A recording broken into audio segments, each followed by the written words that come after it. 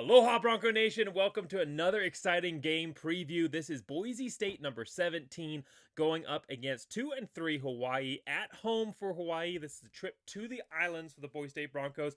A late night game for anybody watching back at home and Boise, 9 p.m. Mountain Time on Saturday. So this is a very late game on the East Coast. This is the latest game of the week kickoff-wise for the college football world. So Saturday, CBS Sports Network and Boise State favored in this one, 88.2% chance per ESPN, and then given a 20.5 point favorite per Vegas. We're going to go through the series history. We'll talk about the key players for both of these teams. So Hawaii fans, if there are any watching, I'm not just talking about the video, but the season in general. But if there's any of you watching, there's stuff in this video for you as well. You can correct my mispronunciations of your players' names. And then we'll have keys to the game for Boise State and a summary overall, and followed finally by a score prediction, which again leads me to the favorite part of all of my videos, which is reading all of your score predictions. So pause the video, you know the drill. Get in the comments section, give me your score predictions. The closest score prediction out there will get a shout out. If multiple people get the exact score correct, I'll shout out all the people that get the exact score correct. So let me know when you're back. All right, let's get back into the video here then. All right, so series history between Boise State and Hawaii. There's quite a bit of it. This is a 15-3 overall series history, so Boise State leading that 15-3. And Boise State first played Hawaii in 1996, so the first year that that Boise State was an FBS program. That's when they first played Hawaii. 14-20 win for Hawaii, who also won the next matchup in 1999. But then Boise State would win their first game versus Hawaii in 2001, a 28-21 point victory. And that was also, so the first three games in the series were all at Hawaii. Then after that, Hawaii traveling to Boise State, and Boise State winning that one convincingly, 58-31. They would win the next 6 games in a row, which included some incredible performances. One of my favorite Boise State games of all time, I mean, obviously, the Boise State Fiesta Bowl, which came the year after this game, actually, is, of course, the greatest one of all time. But one of my favorite games of all time for Boise State in the mix there is the 2005 Boise State versus Hawaii game at Hawaii, and it was one of the most incredible games you have ever seen. That was an incredibly close matchup. Boise State winning 44-41. They only scored 3 offensive scores, but Orlando Scandrick returned a blocked field goal for a touchdown. He also returned a blocked extra point for 2 points, and then Quentin Jones also had a 90-plus yard punt return. I have watched the highlights and the replays to that game.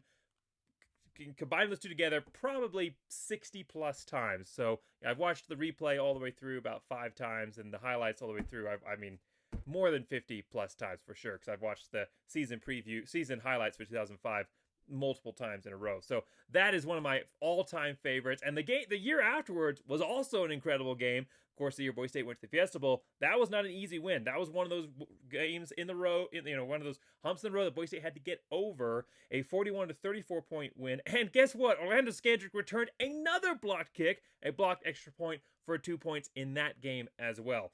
And then, unfortunately, 2007, memorably, Hawaii beat Boise State. Again, Boise State playing at Hawaii. That's where most of Hawaii's wins have come. Boise State losing to actually, I don't think they've lost on the blue. So Boise State has not lost to Hawaii on the blue. So losing again to Hawaii at Hawaii, 2007, 27-39. It was a very close game for the wide margin. Taylor Tharp out there. Boise State offense did everything they could. If they'd won that game, of course, that 2007 Hawaii team went to the Sugar Bowl and played Georgia. But if Boise State had won that game, they could have been the team going to the Sugar Bowl for back-to-back BCS bowl games there. So unfortunately, close loss for Boise State in that game. But then Boise State would make up for it. They win the next 9 games in a row, leading all the way up to 2020, which was the last game, again played in Hawaii. Boise State winning that one, not easily, 40-32 in front of an empty stadium. So somewhat similar to what they'll experience this week. No, I'm just kidding. But Boise State winning that game 40-32 in 2020, which notably, Boise State into the top 20 this week. It's the first time they've been in the top 20 since 2020. So both being inside the top 20 and playing Hawaii for the first time since 2020. So it's going to be interesting to see how this game turns out. If Boise State wants it to turn out well, they're going to need to have a big performance from all their key players. Now, obviously, key player number 1 for Boise State in every single game that they play throughout the rest of the season is Ashton Jeanty. But I want to take the time in this video to highlight 3 other players that I think can build on to what Ashton Jeanty is putting on the field, because Boise State's offense, their entire team is running through Ashton Jeanty, quite literally. He is the hopes and dreams of this entire program. But what's going to make Boise State elite, what's going to take them to the next level, what's going to help them rise in the CFP polls when those come out showing they're a fully rounded team, is having those other weapons step up around Jeanty, the rest of the framework stepping up. And so I'm not going to actually make Ashton Jeanty a key player in this matchup, but just know it's not an oversight. Obviously, he's Boise State at this point. He is the biggest key for any game throughout the rest of the season. But number one key player for me in this game is going to be Matson. Boise State quarterback so far, 1,056 yards passing, 63% completion percentage. So a big jump in completion percentage after last week's game. Only incomplete on 3 passes. Really, really great game for him overall. Best of the season. Best of his career so far. 10 touchdowns, 2 interceptions, only 2 sacks. He's also rushed for 9 carries for 34 yards and a touchdown. For Matson, this game is... last week was a confidence booster. It was a prove it to himself moment. This game is going to be proving that that wasn't a fluke to himself again, but also helping build this Boise State offense, using that momentum that Boise State has now captured in the passing game, showing that this is a weapon that defenses are going to need to continue to account for, which will only further strengthen the running game. Boise State's passing game, if it can build on the chemistry that it has started to develop, combined with the running game, could make this Boise State offense one of the most potent in the entire country. Imagine trying to stop Ashton Jeanty and also knowing that routinely the Boise State offense could complete 60+% of their completions against you on a regular basis. If Boise State can do that regularly throughout the rest of this season, and again, not show that that game was not just a one-off, it could make this Boise State team a program that has not just a chance of making it to the CFP, but making a run in the CFP as well. And so, number one key player for me, Matson, continuing to build on what he built on last week, continue to show that progression. We'll talk about it more when we get to the keys to the game. Key player number 2, Andrew Simpson, linebacker for Boise State. He, again, we knew he was going to be great coming into the season. We really did. Amazing player for Boise State. But he has really started to shine in this year for Boise State. Last week, he had 2.5 tackles for loss. He has 5 tackles for loss so far this season, 22 tackles overall, 2 sacks. He is a difference maker on this Boise State defense. I mean, as far as star players go, you've got Ahmad Hassanin, you've got Andrew Simpson, obviously, and then in the secondary, you've got a couple guys that are really shining. Obviously, Benesfield, Tubner, of course. So many great players that are stars on this Boise State defense. And the issue for Boise State is obviously getting those stars to cohese together and be a regular stopping force against primarily the passing game. But for Boise State, Andrew Simpson here, I think he's going to be a big key to stopping this Hawaii attack. Hawaii runs the run and shoot. And so a big part of that, obviously, is the passing game. But it's not so much the deep throws. It's a lot is the short, medium range throws. And a lot of it is putting the running backs out into the passing formation or lining up 5 wide and forcing your linebackers to cover the receivers. And so Andrew Simpson, he's going to have opportunities to get into the backfield. He's going to have opportunities to stop the run. But what I think he's going to be really tested, and the rest of this Boise State linebacker core is going to be tested at, is going to be in their pass coverage. How do they look when Hawaii spreads them out and forces them back into coverage? Boise State's Boise State's linebackers have shown they can step up into that role. Obviously, Andrew Simpson last year with a club on his hand getting an interception versus UNLV. He can do this, and I think that he's going to be a big part of helping this Boise State defense take that next step up against a team that's going to test them in one of their weakest spots, which is against the pass. And then key player number 3 is going to be Cameron Bates. This guy really, really excites me. I know he hasn't shown a ton this year, but what he has shown, I am so excited about. 5 receptions, 46 yards, 3 carries for 34 yards. He had 2 carries last week, and he also had a reception last week. He also has a touchdown on the ground, which he had versus Portland State. I think that he is one of those offensive weapons that Boise State's offense is just trying to find ways to put him in and see how they can use his explosiveness. This Boise State team, I've said before, has reminded me of the 2008 Boise State team. Boise State offense that had a lot of, who knew what they were going to do coming into that season. Coming off, again, 2007 season that didn't end the way that they wanted to. Back-to-back losses, Hawaii, and then also East Carolina, again, I think that was at Hawaii. It was in the Hawaii Bowl. So, back-to-back losses. It's not the way that you wanted the season to end, obviously. And then just coming into 2008, so much uncertainty around the quarterback position and new new players stepping up. And so 2008 was a moment where you had an opportunity for players that would shine in 2009, 2010 to start to make their names known. I mean, Austin Pett is so big that year. Even Titus Young, Shoemaker, not, but 10 or less catches, both of them that season, but you started to see what they could do, and they exploded the following year. Cameron Bates is one of those guys for me. He's one of those players, when you look at this roster, he's one of those hidden gems on the roster that I think is going to be a huge part of this offense going forward. Definitely next year, but I think we can find ways to incorporate him more this year. What he's doing in the passing game, I think he's becoming a bigger player, a bigger role, forcing a bigger role for himself as a true freshman, forcing a bigger role in a very, very deep stacked wide receiver room because of how explosive he is. And then they're putting him in the backfield, giving him the Titus Young maneuvers, running him on the jet sweeps because they know what he can do when he gets the ball in their hands. They're trying to find ways to get him that ball. So I think that he has started to show a step up the last few games. I think he's really started to kind of show that he's stepping up into this offense, into the role that they're giving him. I think they're going to start giving him more and more opportunities. I think this could be a game where he could really have an opportunity to shine, to explode. And then over at Hawaii, for their key players, we have Braden Shager, their quarterback, 1,328 yards passing, the gun in the run and shoot, 60.5% completion percentage, 11 touchdowns, 6 interceptions, and then 13 sacks. Now, that is notable because that's a lot of sacks, right? Especially for an offense that is pass heavy. And Boise State, they're pretty good. I mean, they're pretty good at stopping the run. They're pretty good at coming after the quarterback and getting those sacks. 21 sacks on the season. Incredible start to the year. Only 1 sack last week, but this Boise State defensive line, and with the secondary as well, I mean, it's not just the defensive line. Boise State's play calling in general is very much emphasizing the blitz and the pressure on the quarterback. I think that's going to have a huge role this week against a Hawaii offensive line that is very, very porous, and a Hawaii quarterback that's shown he's very vulnerable against the sacks. 13 sacks on the season, going up against the Boise State defense that's had 21 sacks so far in the year. Yeah, I think they're going to be hungry and be looking for some opportunities to increase that number overall. He also is the team's second leading rusher, but that's not necessarily saying much. He has 96 yards rushing, 1.9 yard average per carry, and 2 touchdowns. And we'll talk about that again here in the keys to the game for Hawaii. That's not necessarily a good thing that he's the team's leading rusher because, again, under 100 yards overall. And then this is one of those players, Hawaii fans, I know you're going to correct me because I know I'm going to mess his name up, but wide receiver Bofele Ashlock, I'm pretty sure. I'm like 80% sure, but I was really sure last week on the Washington State quarterback or the Utah State quarterback, and I was totally wrong on him. So I think it's Bofele Ashlock, but however you say his name, he catches a lot of passes. So I'm sure the announcers will make sure that we know how to pronounce it this game. 40 receptions, 428 yards.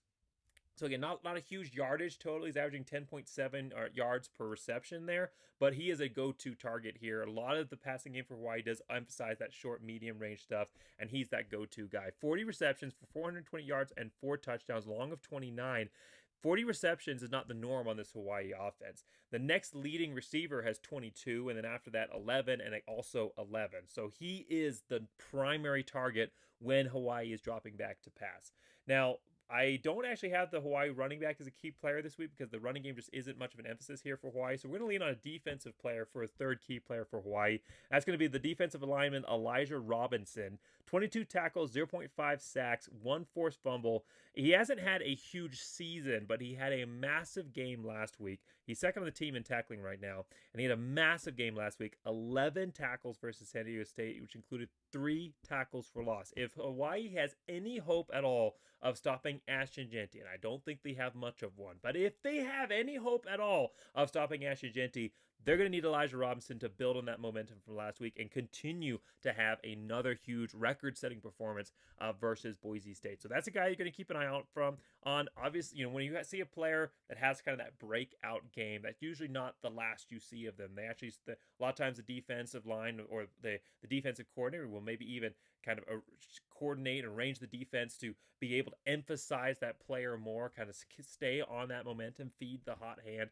And Boise State's offense is going to need to make sure that they are adjusting and aware of where this guy is on the field because he's shown, again, at San Diego State, but still, he's shown that he can step up and be a huge role player, especially, 3 tackles for loss. This isn't just he's making a bunch of tackles past the line of scrimmage. This is a guy that can step up and have a huge game.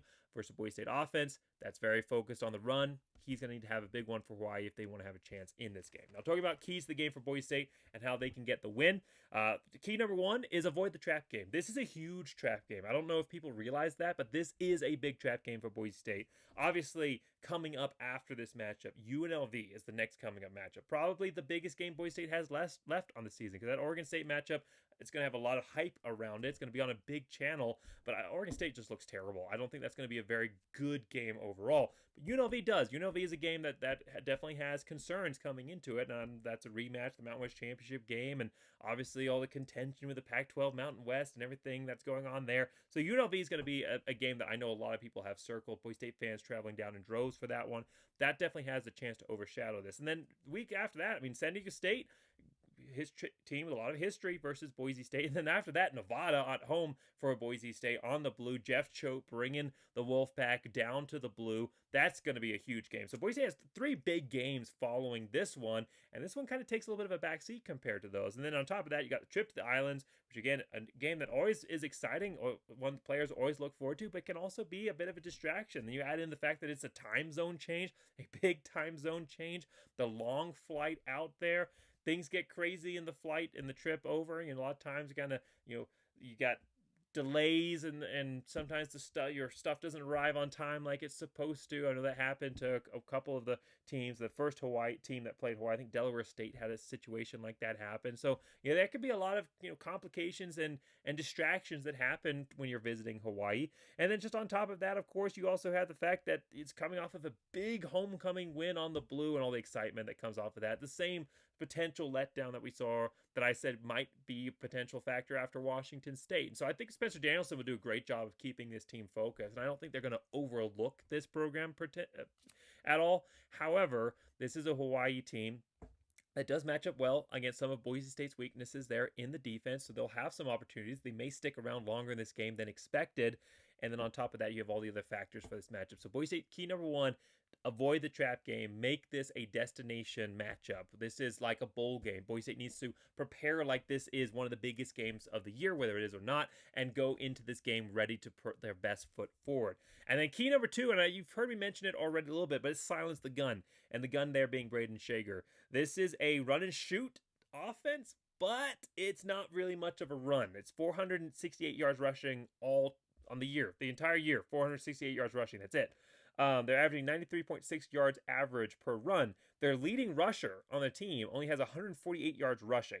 Now, they are averaging 267 yards per pass. That is where this offense is focused on. I've seen run and shoot offenses in the past from Hawaii, and the running game looked a little bit more exciting than this one. I mean, this one, the running game is so vanilla. It looks like they have like 3 running plays in their entire playbook. It's like run it up the middle, draw with a running back on the outside, and then quarterback run. I mean, like, there really isn't much of a running game as far as creativity in the play calling. All the creativity is going into the offense. A lot of that is actually more of creating by the quarterback when the play breaks down. And so for Boise State versus Hawaii, this is going to be one of the most dangerous short to mid-range passing games they've faced all year. They have got to stop the passing game. It's not so much the deep ball. Hawaii has 2 passes for 50-plus this season. That's it. They're averaging 10.7 yards per catch this season, which isn't bad, but most of those are short. They're coming between the 5 and 6 yard line, your 5 and 10 yard line, and then you're getting yards after catch.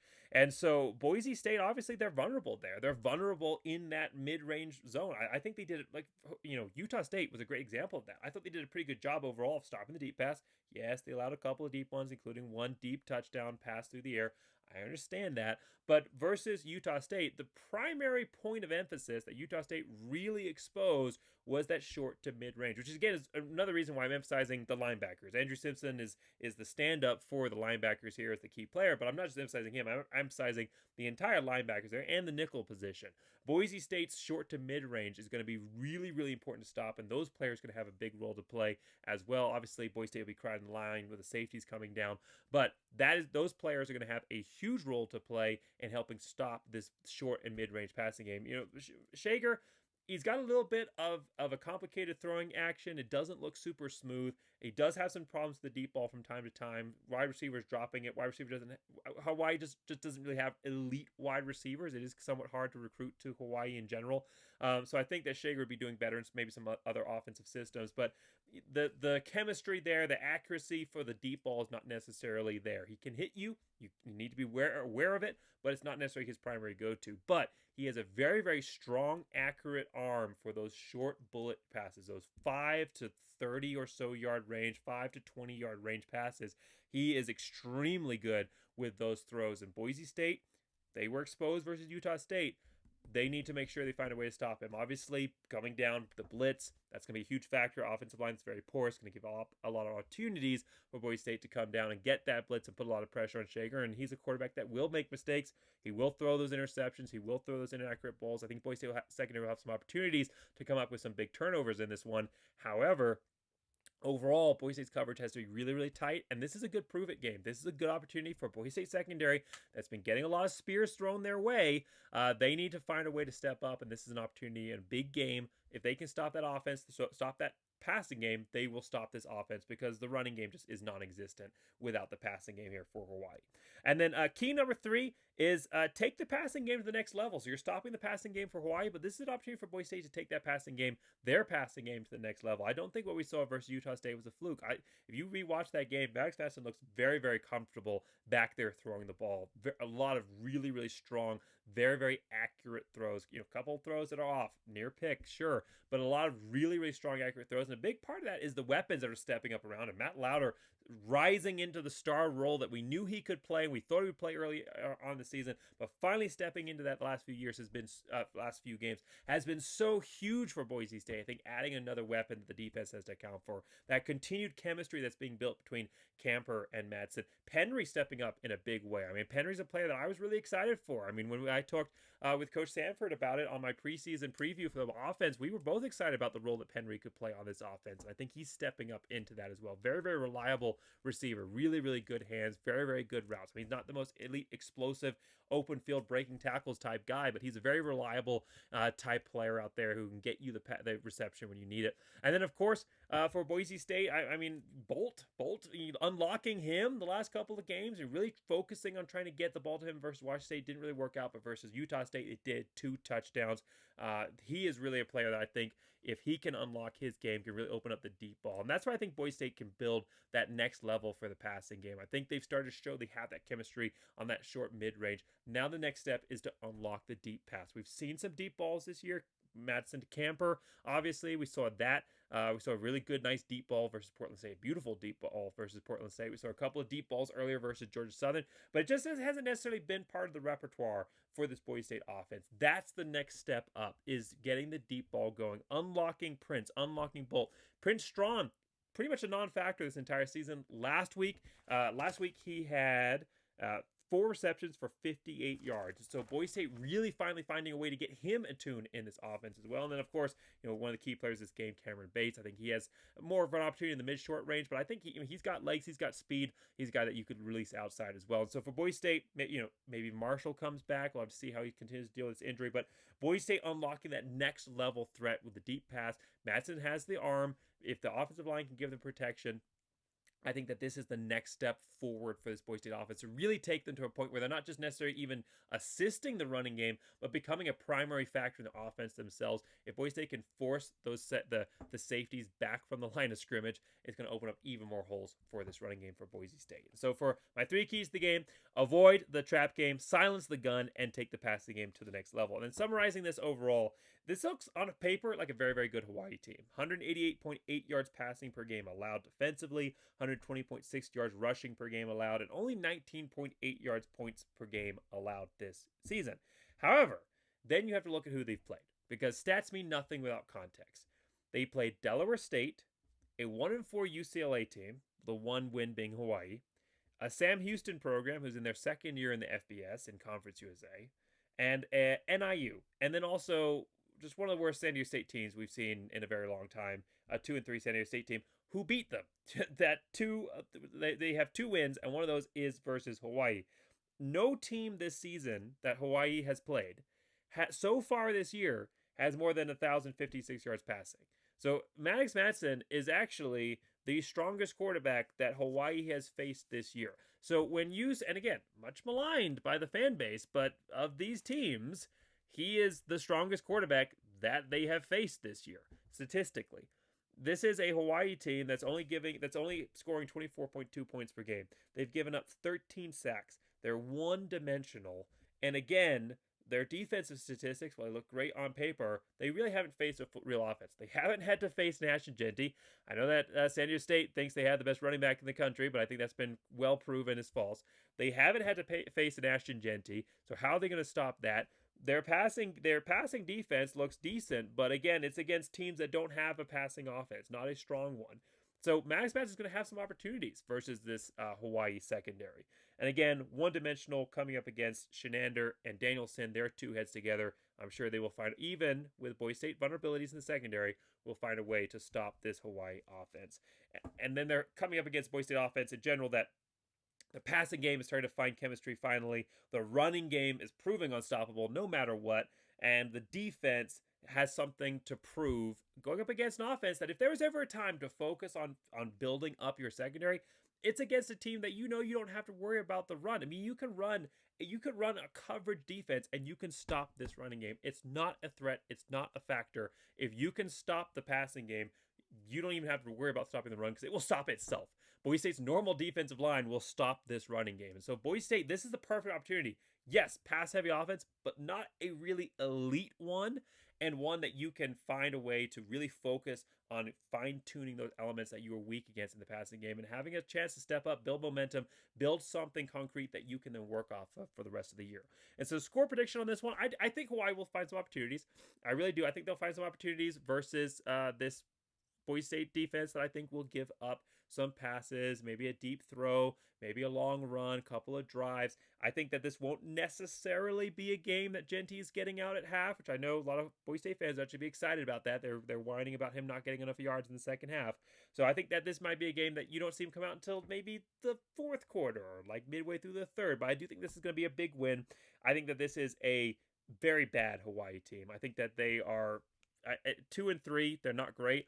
I think they're even worse than their record shows because the teams that they've played 2-3, and I named off like a bunch of FCS programs or near FCS programs there, and they didn't beat all of them. They lost to NIU, they beat Delaware State, and they lost to San Diego State, they lost to UCLA, and they won. They lost to Sam Houston. So they beat Delaware State and they beat NIU. That's it. They beat two FCS teams. They've yet to win an FBS game this season. So I think that Boise State will get a big win in this one. I'm predicting a Boise State win 56 to Hawaii 28. So let me know your thoughts in the comments below. I want to hear all of your predictions, all of your score predictions, and all of your own thoughts on this game analysis that I've given. If what you thought I got wrong, what you thought I got right, and what you think we can work on as a team to improve going into this next stretch, which I think is going to be a very, very tough one versus, again, UNLV, San Diego State, and Nevada. So thanks so much for watching. Make sure you like, subscribe, and as always, go Big Blue!